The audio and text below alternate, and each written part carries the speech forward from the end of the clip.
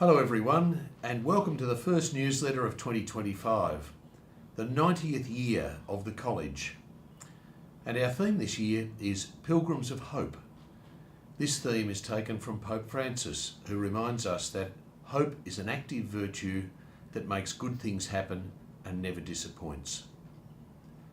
Once again this year, the principles section of each newsletter will be provided to you both in text and video format to make it as easy as possible for you to access it in whatever way is most convenient.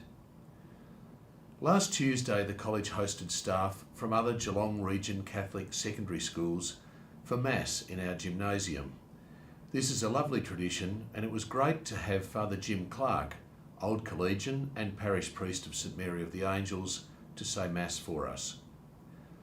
Later in the day, all of our staff gathered and we welcomed those new to the college. Our new staff include Mr Ashley Mills, our new Deputy Principal of Wellbeing.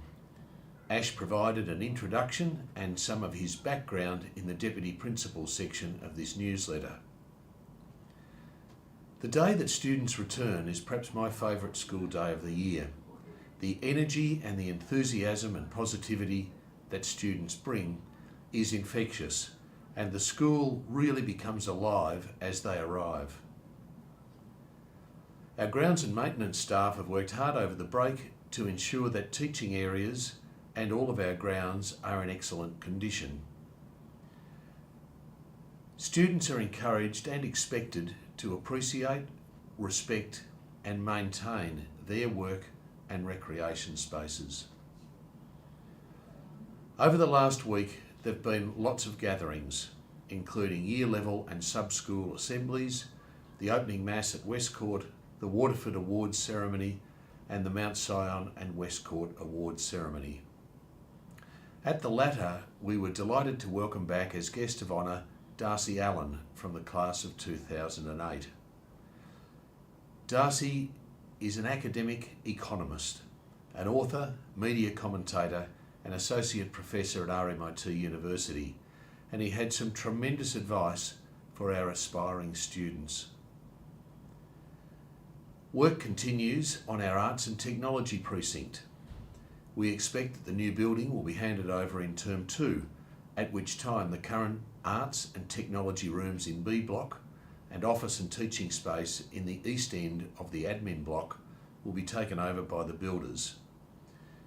This will involve some relocation of office and teaching spaces, including the library, for the remainder of the year.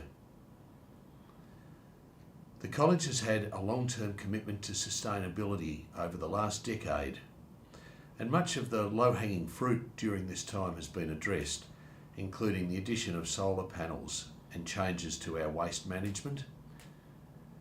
We've also seen the addition of sustainability to the curriculum in multiple units across multiple learning areas. We've recently engaged a firm to conduct an audit and assist us in the redevelopment of our sustainability action plan.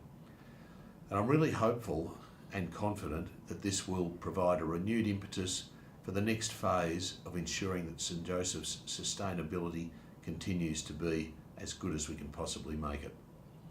St Joseph's is owned and governed by Edmund Rice Education Australia Victorian Schools Limited, or EREA VSL, because it's quite a mouthful.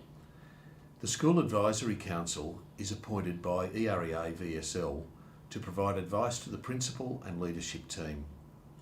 The council is assisted in this by a Governance and Risk Committee and a Finance and Planning Committee. This year, there have been some changes to our School Advisory Council. Professor Chris Hickey stands down after 7 years, as does Barney Lee after 6 years. Sophie Wright has also stepped down from the Finance and Planning Committee after 6 years. We thank them very much for their contribution. We welcome Sarah Albon, Matthew Waller, Professor Lisa Hanna and Jamie McIntyre to the Council and thank them for their generosity in making their skills available to our college community.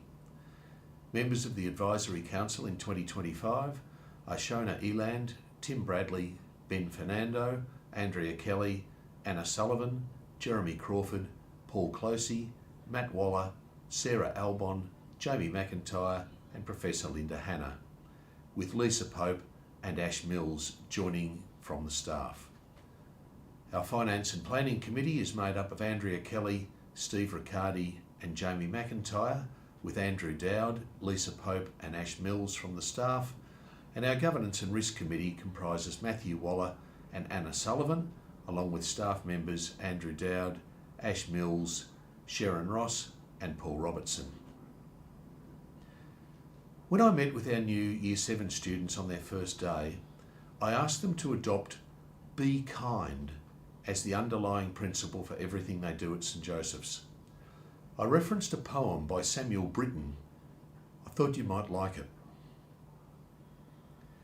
Is anybody happier because you passed his way? Does anyone remember that you spoke to him today? This day is almost over and its toiling time is through. Is there anyone to utter now a friendly word for you?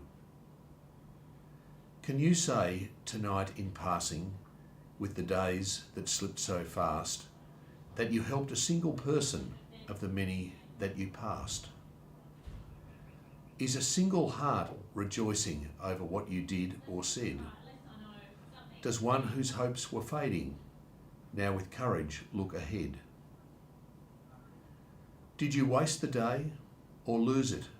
Was it well or poorly spent? Did you leave a trail of kindness or a scar of discontent? I hope the year has started well for you. God bless.